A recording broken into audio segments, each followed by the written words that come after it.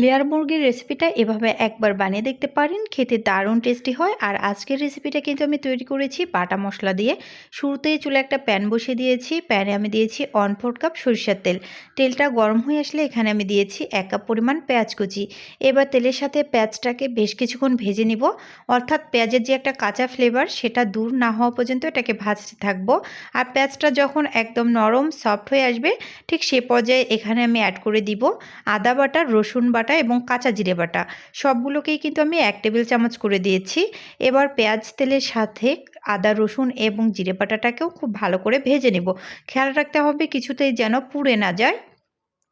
ভাজতে ভাজতে যখন দেখব যে কাঁচা ফ্লেভারটা চলে গিয়েছে, তখন আমি এখানে অ্যাড করে দিব 1 টেবিল চামচ হলুদের গুঁড়ো, সাথে অ্যাড করে দিচ্ছি মরিচের গুঁড়ো।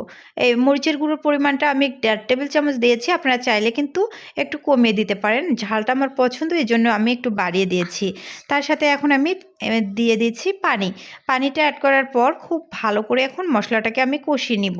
সাথে অ্যাড করে দিয়েছি লবণ স্বাদ মতো। এখন খুব ভালো করে নেড়েচেড়ে মিক্স করে দিচ্ছি। এখন আমি কি করব, এখন আমি পরিষ্কার করে রাখা মাংসগুলো অ্যাড করে দিব।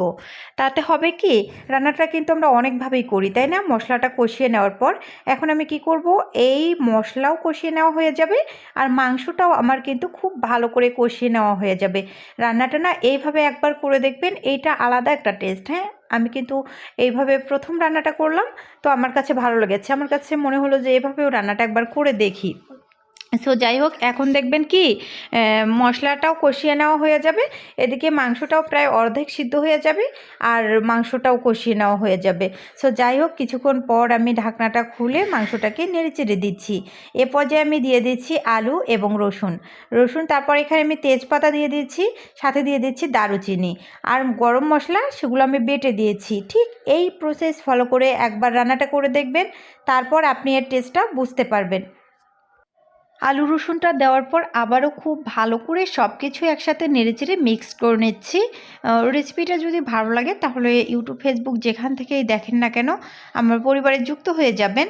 আর দেখার পর যদি আপনার কাছে মনে হয় একটু ভালো লেগেছে, তাহলে প্লিজ একটা হলেও লাইক, কমেন্টস অথবা শেয়ার করে দিবেন। দেখতে পাচ্ছেন কথা বলতে বলতে কিন্তু মাংসটা প্রায় কষিয়ে নেওয়া হয়ে এসছে।